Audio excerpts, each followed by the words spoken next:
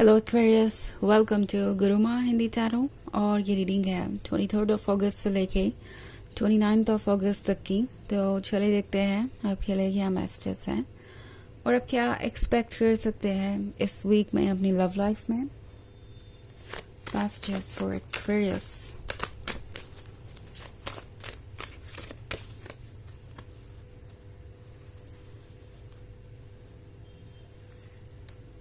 The Star, the Emperor, Ten of Wands, the Lovers, and Two of Pentacles. Okay. So हमारे पास है Ten of Wands. Ten of Wands के बोझ के तले आप लगता है कि कब से दबा हुआ सा महसूस कर रहे हैं। ये Ten of Wands है चैलेंजेस के बारे में, रिस्पॉन्सिबिलिटीज के बारे में, कॉम्प्रोमाइजेस के बारे में। और शायद आप द एम्परर से डील कर रहे हैं। आप एक ऐसे पर्सन के साथ रिलेशनशिप में है जो शायद ये एक्सपेक्ट कर रहा है कि आप ही सारे चेंजेस लाएंगे, आप ही सारे कॉम्प्रोमाइजेस करेंगे, सेक्रीफाइसेस करेंगे। मतलब ये पर्सन काफ़ी डोमिनेटिंग हो सकता है, काफ़ी कंट्रोलिंग हो सकता है और आप इस रिलेशनशिप में ऑलरेडी काफ़ी सफोकेट हो रहे हो सकते हैं। मे बी आप बहुत सारे रेड फ्लैग्स को इग्नोर करते आए, बहुत सारी चीज़ें जो इन्होंने कही जो आपको अच्छी नहीं लगी, आप उन चीज़ों को भी इग्नोर करके आगे बढ़ते गए। और अब ये पर्सन ये उम्मीद कर रहा है कि आगे भी ये कंटिन्यू होता रहेगा। बट जो मैं देख पा रही हूँ वो ये कि आप ऑलरेडी सफोकेटेड हैं। टेन ऑफ वॉन्ड्स के साथ आप थक चुके हैं। इवन इफ द लवर्स का कनेक्शन अट्रैक्टिव है तो भी ये पर्सन एक मजिशियन की तरह है, इनकी बातें एक मजिशियन की तरह है, इनकी कंपनी किसी मैजिक की तरह है और उनके पास होना आपको बहुत ज़्यादा हैप्पीनेस भी देता है। ये जो लव है वो डीप है और इस लव को पाने के लिए या इस लव में रहने के लिए आप ऑलरेडी बहुत सेक्रीफाइसेस कर चुके हैं। यहाँ पे ये टॉक्सिक स्नेक है जो इन दोनों में से एक लवर को काट रहा है, हार्म कर रहा है और ये पर्सन इतना ज़्यादा हर्ट होने के बाद, हार्म होने के बाद भी इस रिलेशनशिप में है और अपने लवर के क्लोज है। सो अगर ऐसी किसी सिचुएशन में आप हैं जहाँ पे सब कुछ टॉक्सिक हो चुका है, जहाँ पे आप ऑलरेडी हारा वसा महसूस कर रहे हैं, तो आप सोचने की बात है। ओके हो सकता है ये जो पॉइजन इस पर्सन ने इस रिलेशनशिप में क्रिएट किया या घोला वो आपको ऑलरेडी अफेक्ट कर रहा है। इनका टॉक्सिक बिहेवियर और इनका ये एटीट्यूड कि वो अपनी तरफ से एफर्ट नहीं करेंगे या आपको ही जो करना है एडजस्टमेंट वो करनी पड़ेगी। ये चीज़ आपको बहुत परेशान कर सकती है। ये पर्सन जैसे लगता है इंटाइटल्ड फील कर रहा है आपके सेक्रीफाइसेस और कॉम्प्रोमाइजेस के लिए। और शायद ऐसा इसलिए है क्योंकि इस पर्सन को पता है कि आप उनके साथ कितने कनेक्टेड हैं। उन्हें लगता नहीं कि आप कभी उन्हें नो कहेंगे या इस सिचुएशन को अदरवाइज देखने की कोशिश करेंगे। उन्हें लगता है कि वो जहाँ भी है सेफ है और चूँकि वो आपको इतने अच्छे लगते हैं या इतने रोमांटिक है, इतना लव ऑफर कर रहे हैं, तो आप ऑब्वियसली उनके लिए कॉम्प्रोमाइजेस करेंगे और इसके लिए वो इंटाइटल्ड है, ये वो डिजर्व करते हैं। फिलहाल उनकी सोच यही है और इसलिए द एम्परर के साथ ये पर्सन अपने ईगो को चुन रहा है, काफ़ी ज़्यादा ज़िद्दी हो गया है और ये आपके लिए सोचने वाली बात हो सकती है। बिकॉज टू ऑफ पेंटिकल्स के साथ मैं देख रही हूँ कि आप ऑलरेडी एक डायलेमा में हैं। वैसे भी आप ये 10 ऑफ वॉन्ड्स कब तक कैरी करेंगे इस सिचुएशन को? अब और आपको कैरी करना भी नहीं चाहिए। आपका हायर सेल्फ आपको यही मैसेज दे रहा है कि रिलैक्स कीजिए। ये 10 ऑफ वॉन्ड्स आपकी जिम्मेदारी नहीं है और जो आपकी जिम्मेदारी नहीं है उसका बोझ आपको उठाने की ज़रूरत नहीं है। बिकॉज अगर कोई आपसे ये एक्सपेक्ट कर रहा है कि आप उनके शेयर की भी रिस्पॉन्सिबिलिटी उठाएं और सब कुछ अपनी तरफ से करें, तो ऑब्वियसली ये पर्सन काफ़ी ज़्यादा सेल्फ सेंटर्ड है और ये एक हेल्दी रिलेशनशिप नहीं है। तो वैसे भी इसमें कंटिन्यू करके आप खुद को और ज़्यादा हर्ट ही कर लेंगे। सो आपके पास कुछ लूज़ करने के लिए है नहीं।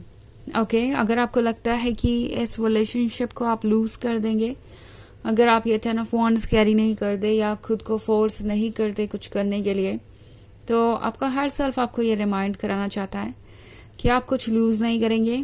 जो आपको लगता है कि आप लूज कर रहे हैं, वो एक ऐसा पर्सन है जो आपको डिजर्व भी नहीं करता और जो आपकी लाइफ को किसी भी तरीके से शायद बेहतर नहीं बना सकता है।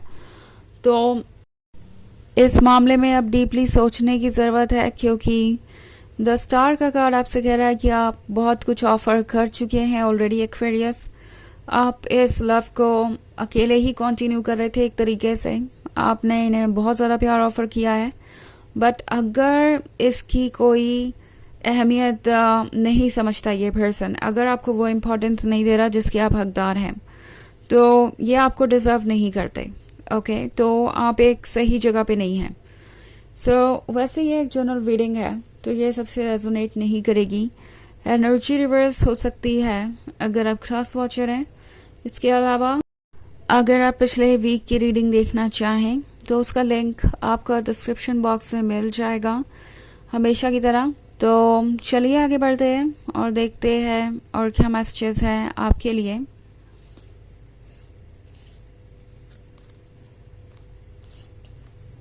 Messages for Aquarius.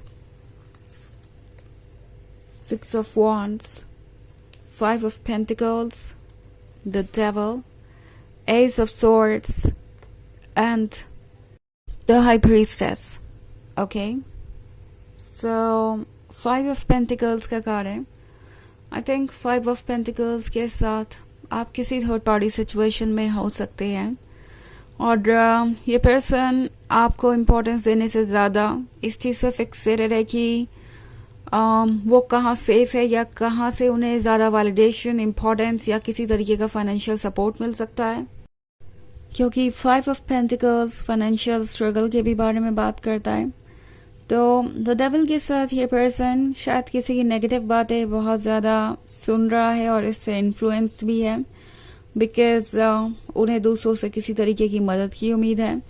Comfort zone के बारे में हो सकता है, no maybe third party, कोई रोमांटिक इंटरेस्ट तो हो ही सकती है। इसके अलावा कोई ऐसा पर्सन भी हो सकता है जो इस रिलेशनशिप को पसंद नहीं करता और आपके पर्सन को लगता है कि वो किसी तरीके से इस पर्सन पे डिपेंडेंट है। 6 ऑफ वॉन्ड्स के साथ ये पर्सन कोशिश कर रहा है सबका वैलिडेशन पाने की, सबके नज़र में अच्छा बनने की, और यही प्रॉब्लम है। ओके, इस पर्सन को लगता है कि वो आपको इग्नोर कर सकते हैं, सेक्रीफाइस कर सकते हैं, आपको उन्हें इम्प्रेस करने की ज़रूरत नहीं है, आपको उन्हें वो इम्पोर्टेंस देने की ज़रूरत नहीं है जो कि आप डिज़र्व करते हैं, बिकॉज आप वैसे भी उनसे प्यार करते रहेंगे। बट बाकी ये जो लोग हैं उन्हें इम्पोर्टेंस देना पड़ेगा, बिकॉज अगर वो इम्पोर्टेंस नहीं देते तो ये लोग उन्हें ऑब्वियसली जज करेंगे, ब्लेम करेंगे और छोड़ के जा भी सकते हैं। तो ये सारी बातें इस पर्सन के थॉट प्रोसेस को अफेक्ट कर रही हैं। द हाई प्रीस्टेस का कार्ड है, तो डेफिनेटली आप ट्रुथ को जानते हैं। मे बी ऐसा पहली बार नहीं हो रहा, ये एक पैटर्न है जो कई बार रिपीट हो चुका है और आप इससे कई बार परेशान हो चुके हैं। अगेन लास्ट में मैं एस ऑफ स्वॉर्ड्स देख रही हूँ, तो हो सकता है कि आप दोनों के बीच कम्युनिकेशन बिल्कुल ही बंद हो। ये पर्सन आपसे बात नहीं कर रहा और लगता है आप सोच रहे हैं कि इसमें आप कुछ बदल सकते हैं, बट टैरो आपसे कह रहा है कि इस सिचुएशन को बदलना आपका काम नहीं है। आपका काम है सिर्फ और सिर्फ अपने इंट्यूशन को सुनना और सच को देखना। इस समय इससे ज़्यादा इम्पोर्टेंट और कुछ भी नहीं। चलिए देखते हैं आपके लिए ओरेकल मैसेज क्या है।